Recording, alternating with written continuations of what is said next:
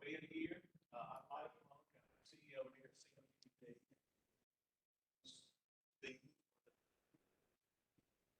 They're having these actually all in PDDs across the state. But broadband is become extremely important.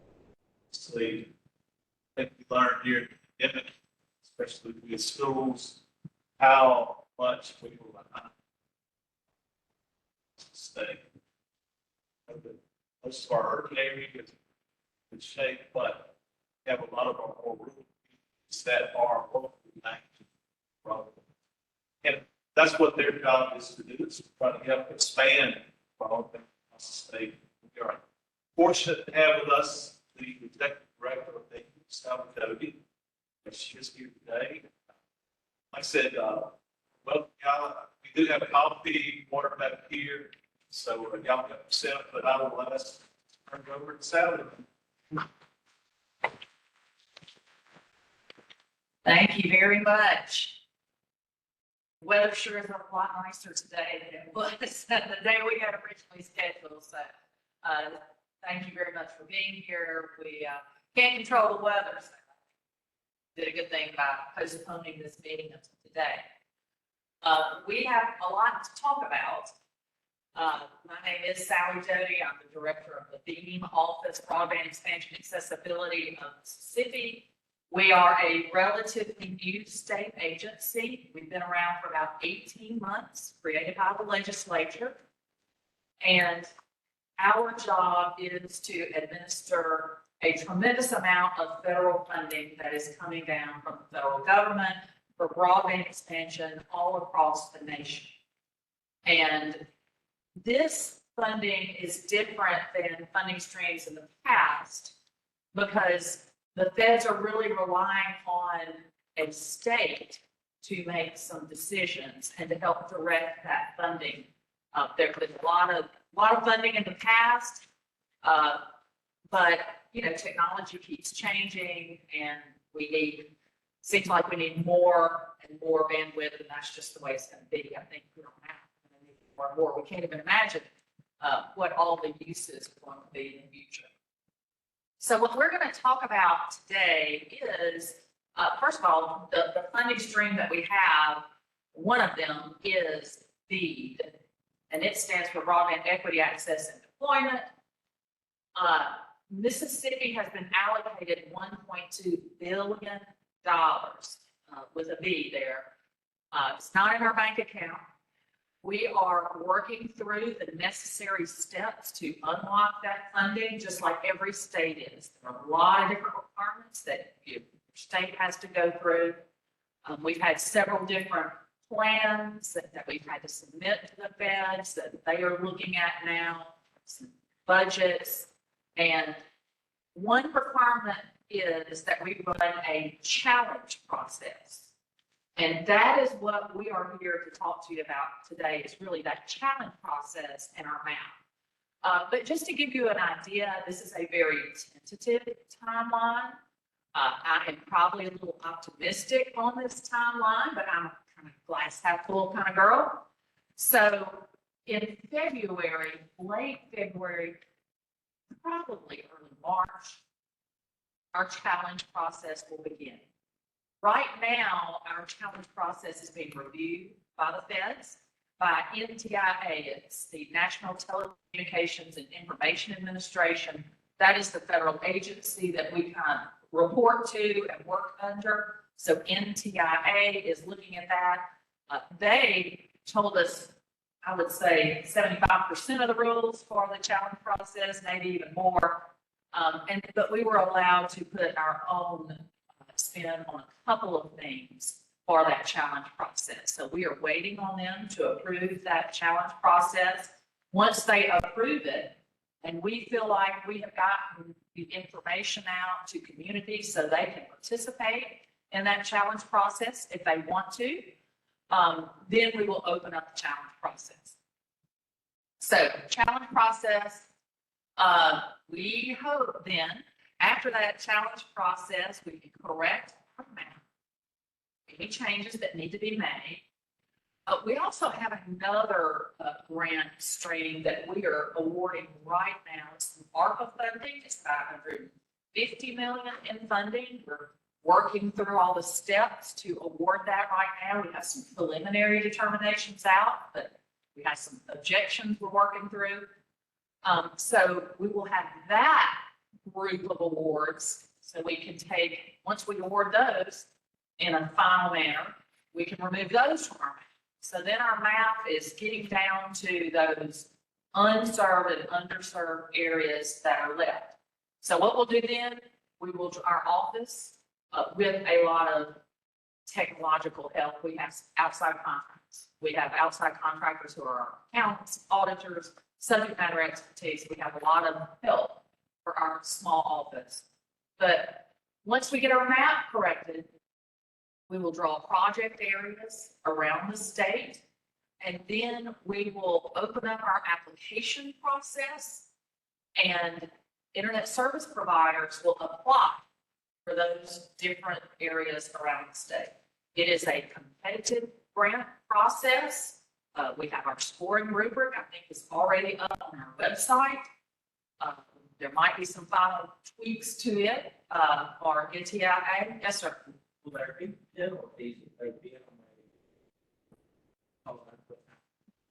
Well, yeah, we'll talk about that, and we're discussing how to ensure that these are built.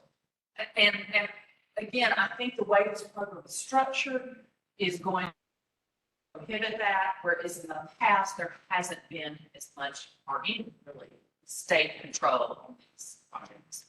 All right, so we'll draw the project areas, hopefully late spring this summer, and then open up that application process and make those awards.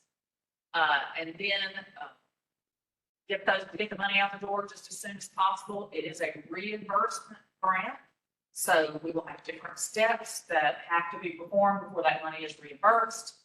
And then the end of the period of performance is 2028. So a lot of work to be done between now and then.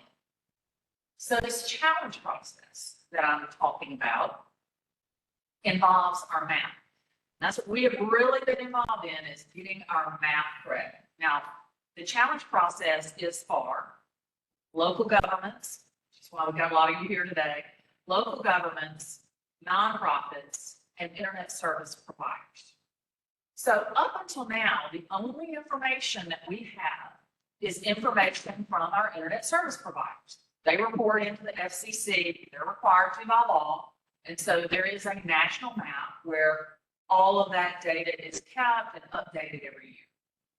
We have a Mississippi map now where we have taken that information, that FCC data that those providers have reported, added some other information to it as far as other federal funding, things that are helpful to us to make decisions.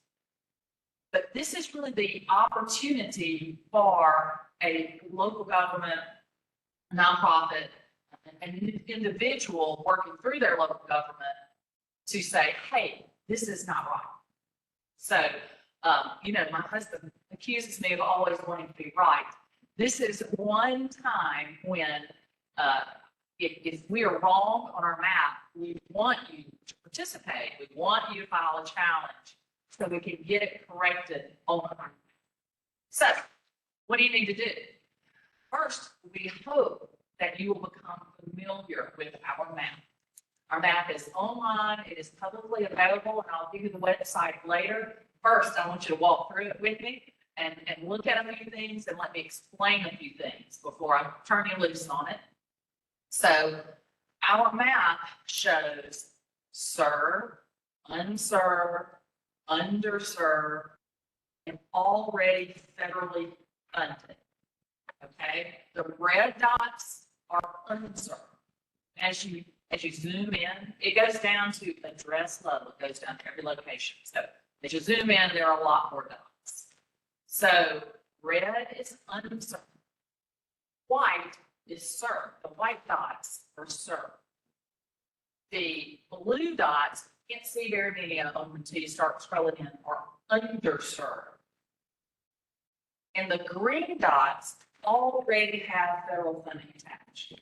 Now, that is important because if there is already federal funding attached to a location, our office cannot give additional funding.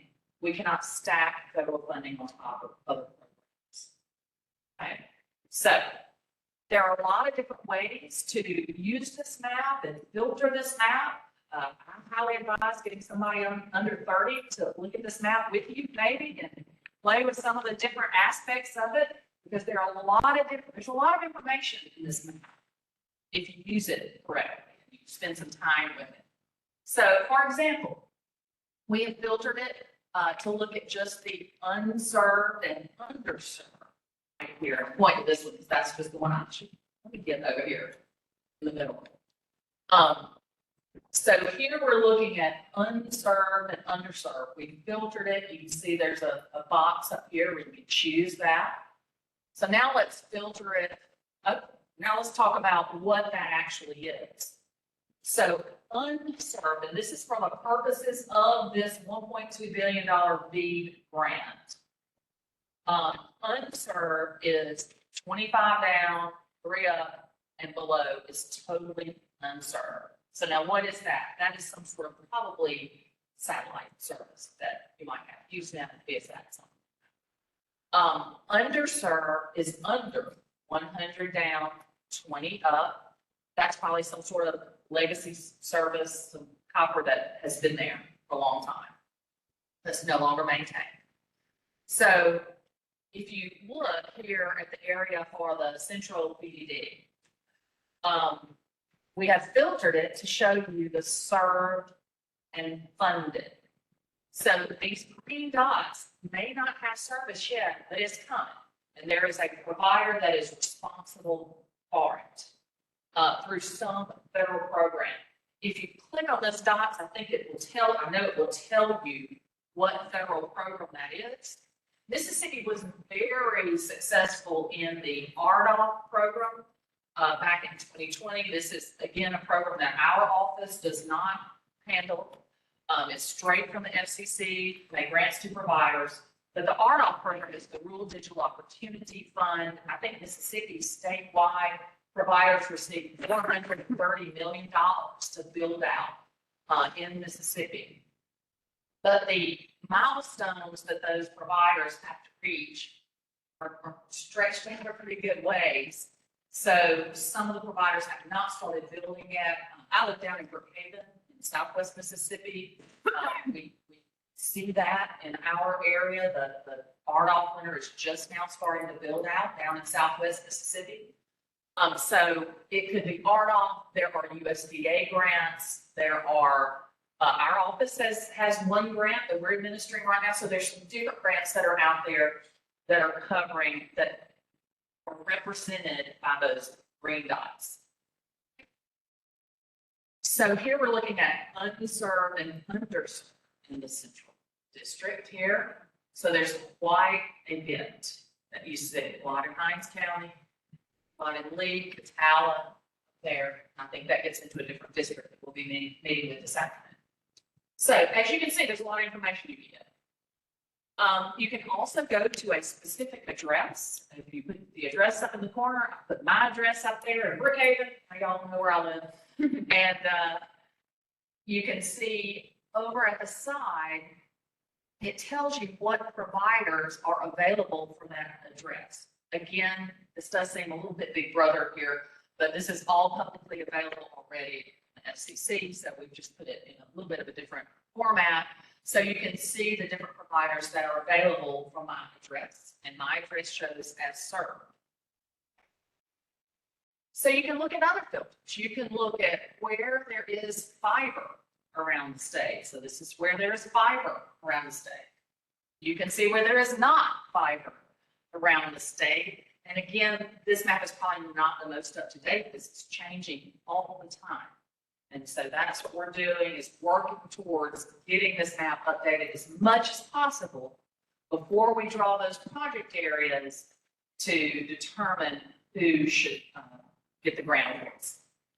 So lots of information on this map, and this is our last chance to correct this map before we start this grant process. So we want our map to be correct. We don't want there to be any overbuilding. We want to make sure that this money is going where it needs to go. All right, so what do you do? So you need to find your challengers and understand what kind of challenge they might have. And if you are a elected official, you probably have people who call you and say, "That's terrible. What can you do about it?" Right? You probably know if there is an area in your particular district, your town, where there is a problem with internet service. So if you look on our map and our map is correct, it says you're unserved or underserved. If it's correct, you don't have to do a thing. Right? Map shows it correctly, you don't have to do a thing. But if our map is wrong, you need to pay attention. There are a lot of different types of challenges that can be filed. The first challenge is a speed test, that the speed is not as advertised.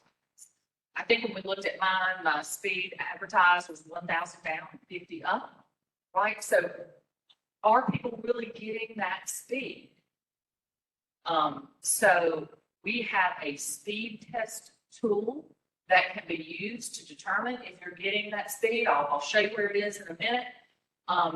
People can punch a button. It runs 3 separate speed tests, lets you know what your speed is. So if there is going to be a speed test challenge for a certain, it can apply to a certain area to a census block group. You have to have 6 people to do the speed test over 3 separate days. It's a lot, I know, but it's a high threshold here. Now, one thing that's very important to understand about the speed test, it has, let me make sure I articulate this correctly because it's a little bit complicated here. So a speed test challenge can only be successful if the service is at the highest level. So if the highest level service offered in that area still doesn't provide serve that 100 down, 20 up, then there can be a speed test.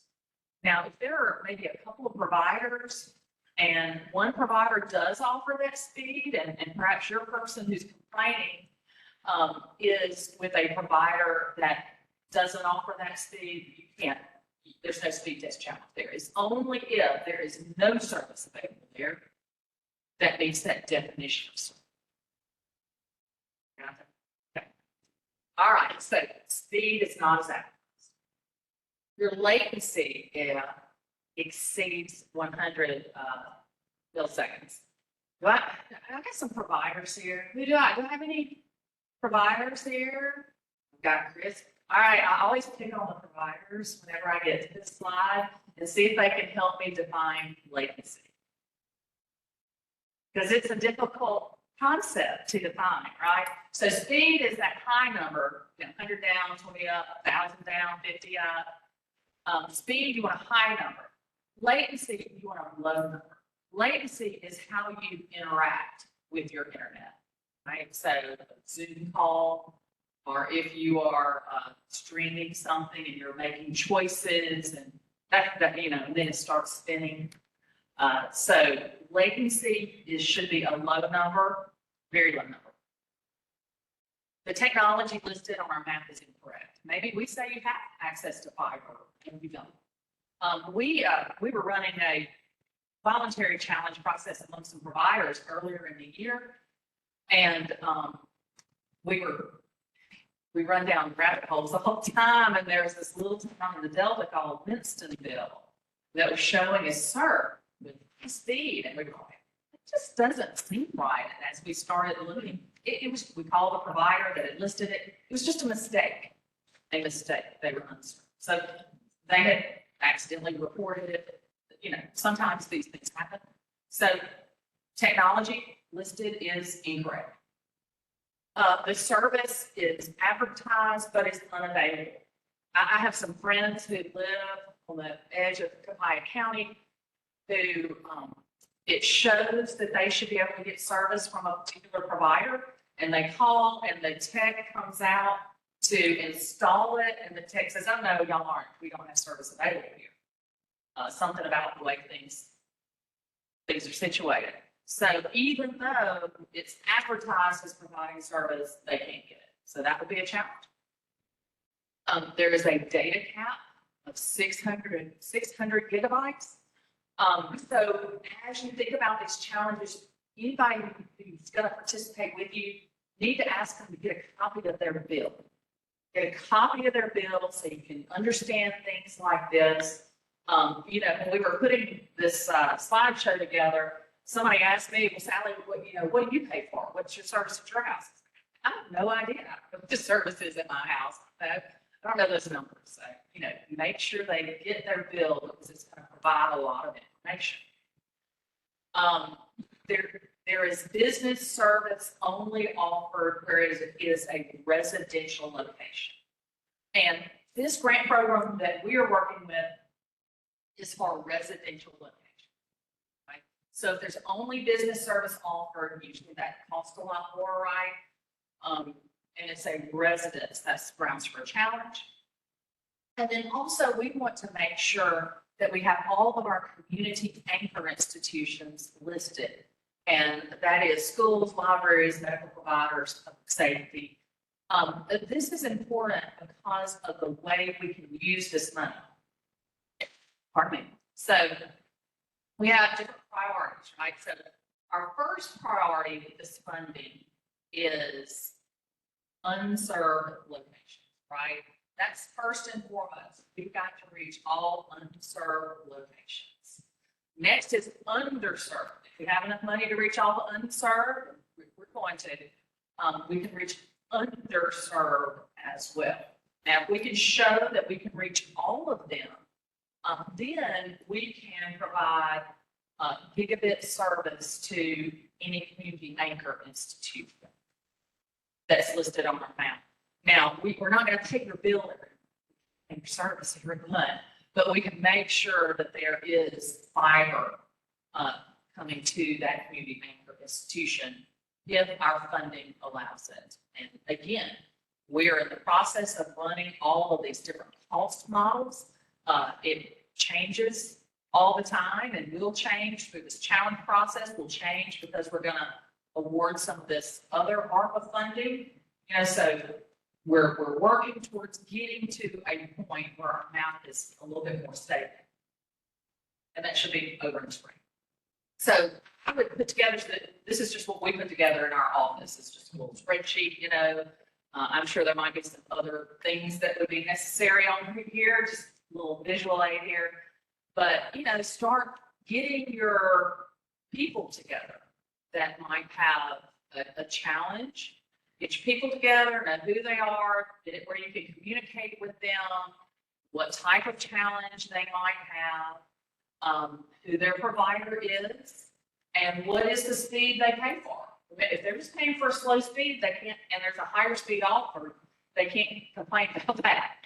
You know, you've got to be signed up for that highest speed, and then it still not reach those speeds. So some way to gather your information.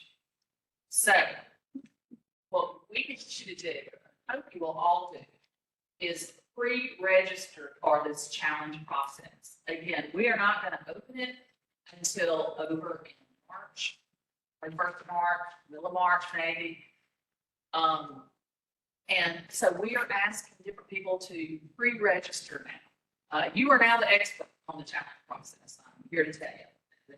You are the expert now that you've heard me talk about it. We are going to have a lot of different tools available, information that can give you all these types of challenges. We'll have some handouts, different things that we will push out when this challenge process starts, or actually before it starts. But we thought it was important to go ahead and meet with people, talk about what this is and what it looks like to prepare you for it. So you scan that. I think we have it sitting up somewhere. You can scan that, and then you can put in your information. That way we can communicate with you. And our office will send you information. You know, if we have, you know, five people from Sugarlock, maybe the mayor and all the aldermen from Sugarlock up there, we're probably going to contact and say, okay, who's going to do the challenge? There are also some nonprofits who are going to work with communities. We've got some national nonprofits who are available, some in-state nonprofits that we hope are going to work with different communities. We're working with the planning and development districts as well. So there will be some resources, because I know that many of you who are in local government, man, y'all have enough to do and plenty on your plate. But you are the ones who hear from your constituents about issues with their broadband. And so we want to know what that is. Make sure our map is correct. Again, if our map is right, you don't have to do it. But if there is a problem, we need you to participate in this challenge process, and this is the way to do it. We'll come back to we'll leave this up as we end, but I want to make sure that you know how to get in touch with our office. So our agency website is being.ms.gov. If you go to that, you can click on the map. It will take you straight to our map. But if you want the exact website, it's broadbandms.com/BEAD map. But you can also go to our agency website. It'll take you to that map that I showed you at the beginning. You need to get in touch with us. info@being is the email. We check it every morning, filter out who needs to get what. We also have an email list at being.ms.gov. And if you, to take our speed test, is at broadbandms.com. Can you pull up that? Okay. Well, I was going to show it to you. It's a screen. It says take the test, and you push a red button, and you take that test. We'll play around with some of it kind of after we do some question and answer. I'll take some questions now, and we will, yeah. So that's a slide of it. So it's red button, take the test. It's at broadbandms.com, and you can get to it from our website as well. But I am available to take questions. I have my staff here. Ashley Johnson up here, Alfred in the back, available to answer questions. Taylor Johnson is here too, and Katie from my office, Katie Thunderworth from my office as well. So they are here to answer questions. We are going to get the map going live, so we'll be glad to look at a certain area if you would like to as well. But right now, let me see who has questions that I can answer. Yes, ma'am. Yeah. So, I think it's like looking at that grade that other. Right. The other two. Sure. Progress. So, I want to know if people be, or who will be after, So I would talk to your, so you just live in the country, you don't live in an incorporated. Never. Address or the district, but we're doing this only where we fire north of that. They can see it. Yeah. So first I would, I bet we already have you listed, you have it listed as unserved. So you don't have to do that. We know you are unserved.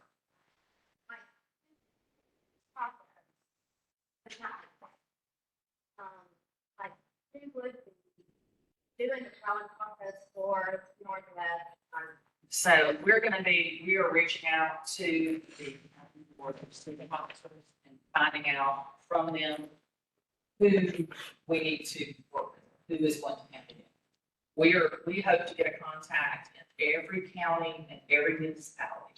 We have a lot of municipalities in the state of Mississippi.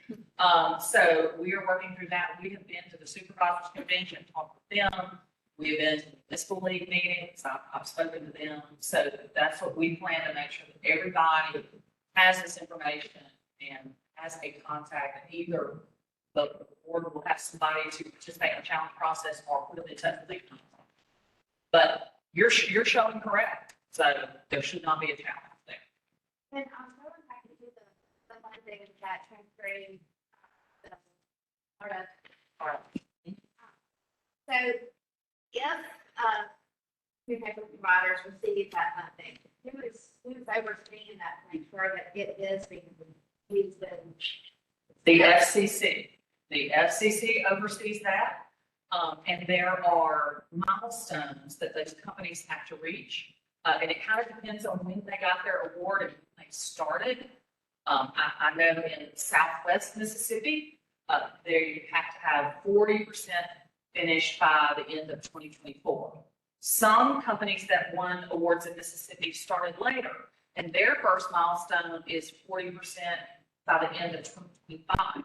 So it's 40% the first year, 60% the next year, 80 then 100. So it's a 4-year bill. That would show on your map. All of that should show on my map. The RDOF is going to show as green. It's already funded. Doesn't mean it's already built, but it means it's already funded. So, like, I think that's let's say you didn't receive that funding. I've seen on my capital, city projects, and like there's multiple times. right. Where we are. So, and you're saying that they didn't have as strenuous of a process to go through as y'all are, it's more of a detailed process to get that funding. But like, am I supposed to take it on faith that AT&T, they received There, funding that where they had to say where they're going to provide it? yes. Yes, there were several locations. Right, and so it would be the level that I saw on the map. Yes, in the back. It shows, if you click on that green, now I do think a lot of ours still say, rural co-op consortium. That means it went to a co-op. They had a big consortium that bid on it, and we've been trying to get our map updated to say exactly which one. And hopefully we'll get that done within the next week or so. But there was a rural co-op consortium that bid on a lot really across the nation. And then they split it up. But most of the RDOF in Mississippi went to Windstream. Windstream is not a co-op, it's a different company. So Windstream has that area and has an obligation to build that out. I do not know what their exact timelines are, but we can help you research it there. Yeah. I don't think they have built out anything. We'll give you their phone number. Yes, yes, ma'am. Yes, ma'am.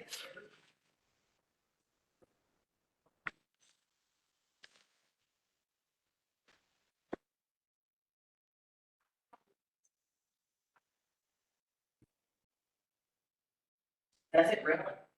I think you might get to the college, and if you don't receive the speed of the service that you think, if it shows. Okay. So there's a.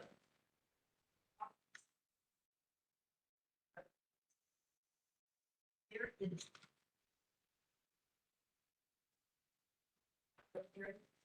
Place for. And you know, that to fires, there's a lot of different reasons for that. You know, it's not just fire, there's electronics, there's drops in the houses, so there's a lot of different factors in play.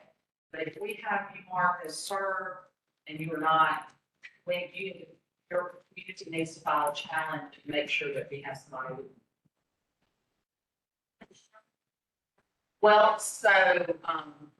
so green shows you're funded. What does it show?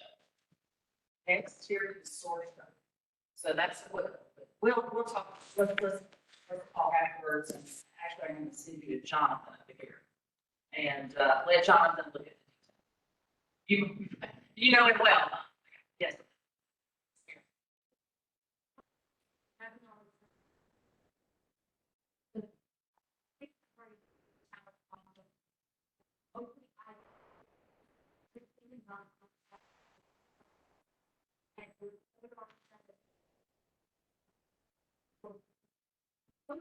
Going back to the we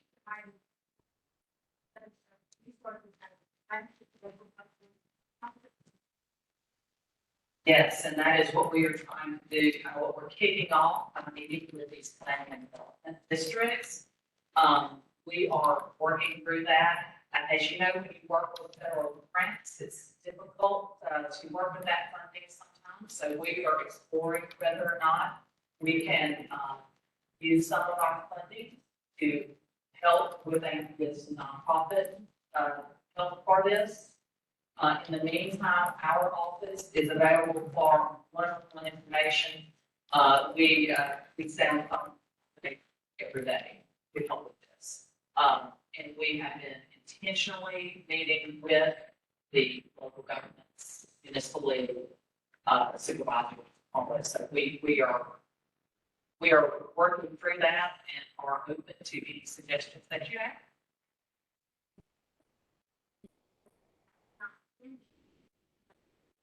So yes, so this webinar, we're going to listen at it online. I believe we're recording right now. So the question, and I need to be talking through these questions.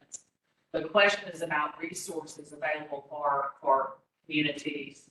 So again, it is communities, local governments, nonprofits, and providers who can participate. But of course, you got to have that individual participation. Really, this is a grassroots effort that needs to bubble up to that local government. With us being independent public school district, and one party, which is school system where every child has their own iPad or MacBook or whatever. We've had that ever since last time. We've already used that senior, but we have internet. That's not the whole time. And so, is there, would it be worthwhile or have them been able to respond through the school system and the school system privately being. So the question is whether we have considered working with the school systems to gather some of this information. And yes, we have. We have NDE. NDE does their own connectivity survey every year. And we think that it would be work better if local communities would work with their local school and try to maybe push that through and work with their local school rather than it coming top down, a lot of bureaucracy to get through there to do it. So, yes, I think that would be a great way to work your local school. Let me get, I said this lady in the back. Yes, ma'am. So I was thinking about the particular things that you said for challenges. And I wanted to know, is there a space to be able to talk about the affordability challenges? We're talking about connectivity, but in some of our communities, these particular options, the fiber optic options, are affordable. So when we're asking those questions, can you put that in this document? So we are limited, these are federal guidelines. These are the challenges that the feds have told us were acceptable challenges. And affordability is not one of the challenges for this particular process.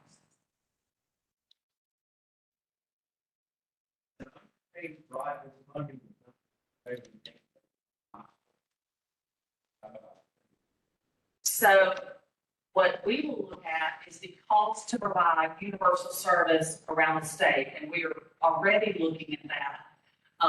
But it's changing right now because, of course, we're making those ARPA awards right now. We're going to do some changes to our map, so it's changing. So we have not put out those details just yet.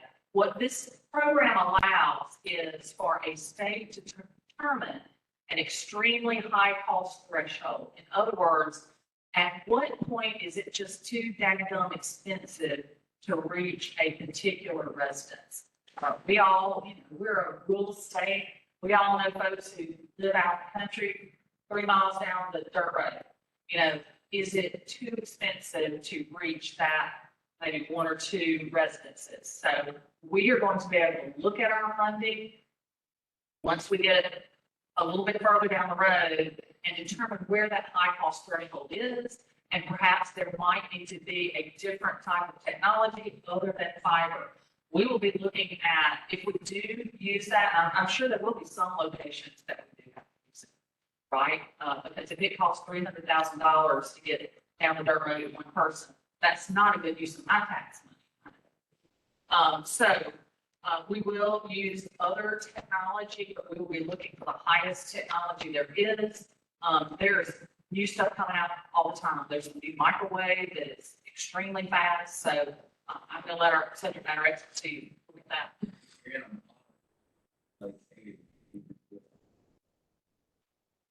Odds are, it's going to be fiber. Fiber is preferred.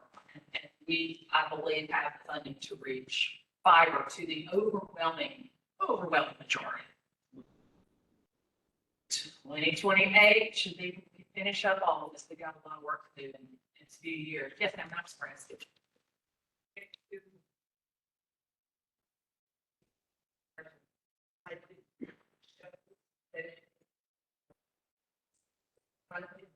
Great, I mean, but they so bad, it's still in there. She still considers herself as one of the counterparts to your address specifically. So like it does, so some of it's green, but some of it's red, right? They're like right by each other. So I'm just curious, if it's marked correctly, if it's marked correctly as unserved, we know it's unserved, and you will be part of our grant funding, future grant funding. Yes. So I represent a local government, and as I'm communicating to our residents, this challenge process is specifically, because you said you already know who's unserved. So this challenge process is specifically for underserved or people who may see themselves as served but are not. Yeah, this is really for people who see themselves, who show up on our map as served and are not served. It shows up as served, but they say, yeah, I can't post a Zoom call, I can't download it. Yes, sir. Oh, I'm sorry. Yes. Urban and nonprofit.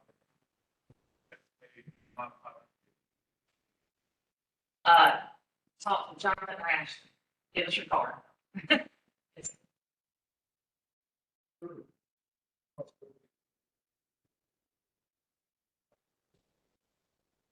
Yeah, so when we do the challenge process, the software is going to allow you to choose those addresses.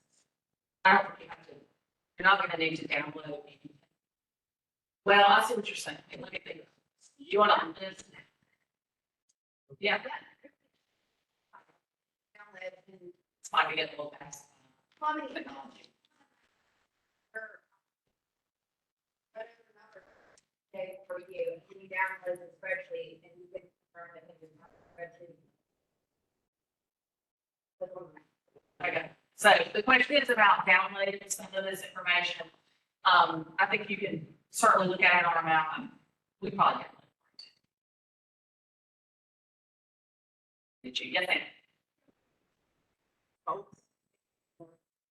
Yeah. Yeah, so like you could just put in the name of the community, Bolton, and it will take us right to Bolton. Where there is a lot of unserved, there is some funded areas over here. So it looks like I'm for So this is a preliminary determination. This is our CPF program. We are in the process of awarding that right now. Like I said, we have a lot of different steps. We have the rules and laws that we have to abide by. We're in the middle of an objection period right now, and so we are taking any objections that have come in, a different provider. Not that there's necessarily one for this one, I'm just saying that's the process we're in right now. We're working through them, and then we'll make those awards final, and then you start working through that process, get grant agreements, and get that underway.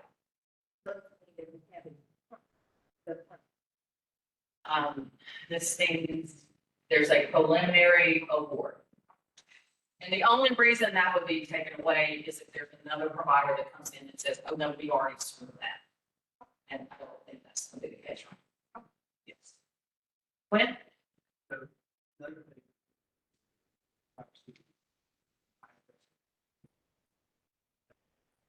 Yeah, if your address, what to do if your address is not on that list, we need to know what that address is. You need to just provide that directly to our office. Get a list of those. But again, we are working with the FCC map that, did not have all of our Mississippi addresses. As an office, over the past year, we have made a lot of challenges to the FCC map and have, added a lot of addresses to the map.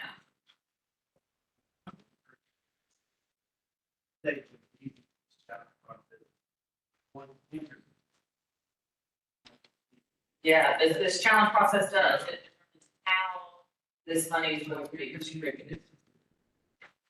This is it. Yes, sir. It's fairly easy, but let's go to your map. Find the location. Nobody can tell me. Sure, so this is the map, we've got the map up right now. So let's go to Satartia. Let's go to Satartia. Yes, there you go. So we're looking at Satartia, which actually says there is, funding is green, so that says there is already federal funding that is supposed to come there. It is next tier consortium. That is Aristotle. Aristotle is a provider. We'll provide you their phone number. And so you can talk to them about when they're going to provide service. And then the red are unserved areas. So I don't think you all have our map's great. You know, so our map doesn't show you so. If the white dots mean it is served. Okay, so it's where it might show served and you are not served. Is where you would challenge our map.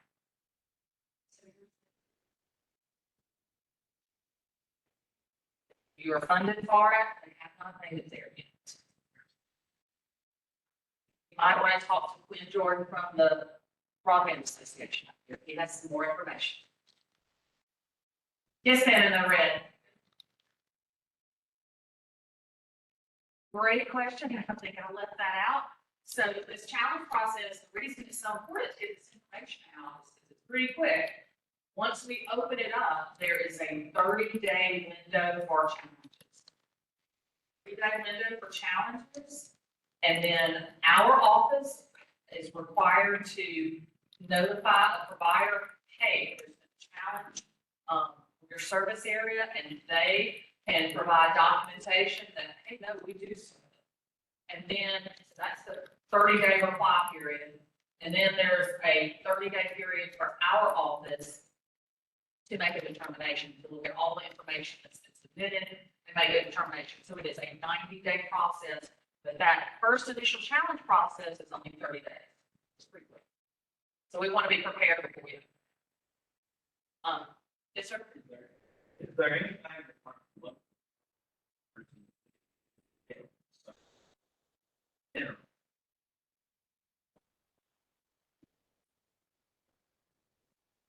You know, I think it is important to talk to your local government, see if they are having conversations with service providers.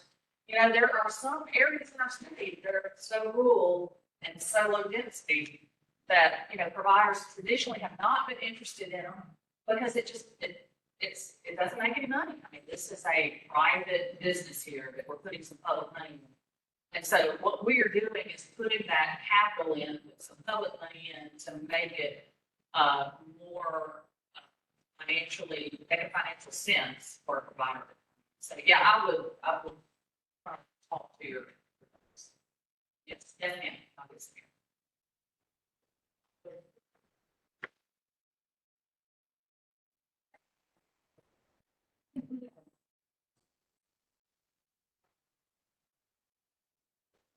Yeah, we'll be like with Warren County.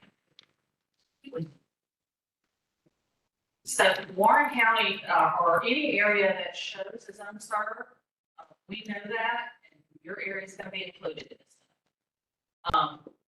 Again, we are looking for areas that may be incorrect. This is underserved, I see a good bit of blue here, that underserved might really be unserved.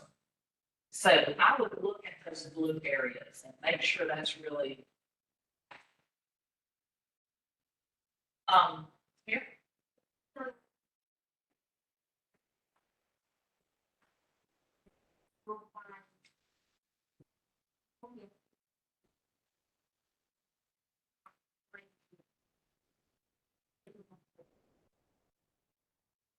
So I think we address that as we move forward. We work with NTIA very closely. And I feel like if we submitted a letter to them and said, hey, look, we have found this area that is unserved. It needs to be included in our grant funding. This is the way we could do it. I don't think there would be a problem. You know, I've been very encouraged by the relationship and the partnership that we've had with this federal agency to figure this out. Because, you know, this is new for them too. They are figuring out this as we go along. My favorite story is one that we had to report something one day and they said, oh, use form, you know, SF-25. And we're like, okay, where is form SF-25? Oh, we don't have it yet. We don't have it approved yet. You know, so they are working through the steps too, just the same as we are. I'm sure we could work something out, but this is our opportunity. And we want our map to be as correct as possible as we build this out. One more. We'll give you one more and then two. Okay. If I decided to pick that's a match for this, like really. But it would. Without now the. Starlink is probably not going to give you speeds to show the circle. And then going back to like really But it's better than nothing. bright. In fact, when you had nothing, it's really good. People think, oh, it's extremely fast. Yeah. I'm I started my journey with everyone, you know, to make sure the map is correct. Yeah. But also, part of the nonprofit is providing government on to able to or the fire. Push, you know, everyone in my Northwest county, you know, everyone there.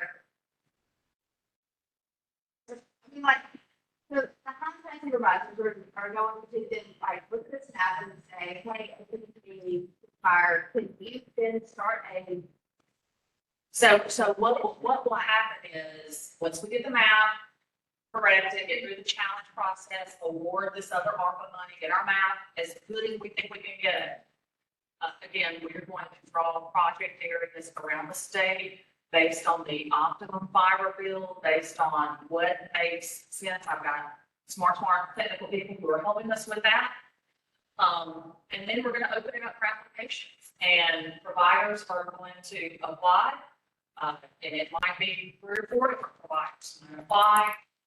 We do have a provision in our scoring for support from local government. So your local government might say, we like this, we worked with them before, we like this provider with us.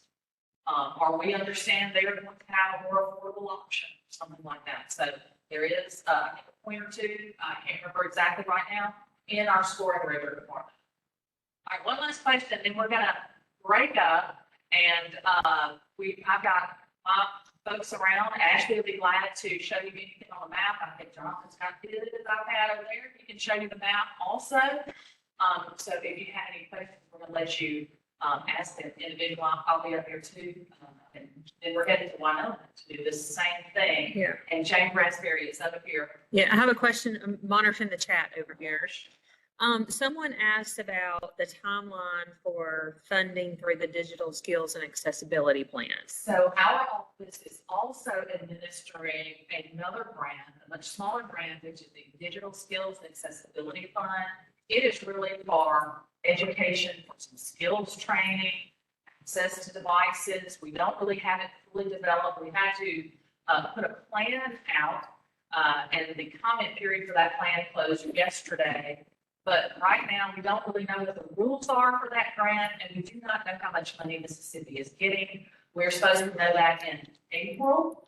So once we get the rules in April, and it will be publicly posted, then I'll be much more able to answer that question.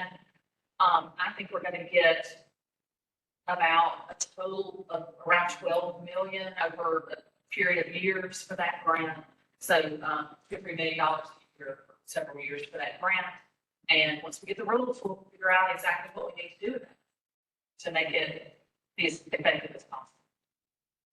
All right. Does anybody have one last question? Spirit?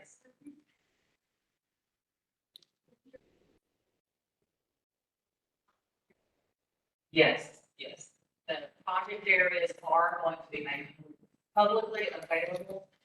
It's not a requirement to do the grants. I'm not exactly sure how long, but we'll do our best to put them out there. So there can be a crucial time. to look at it. That's it. Thank you all. This is, y'all are all now broadband experts. We hope, actually, if you would go back to the QR code, we hope that you will scan this code. You just put your name in there, email address in there, so we can stay in touch with you through this challenge process. Thank you very much. Export.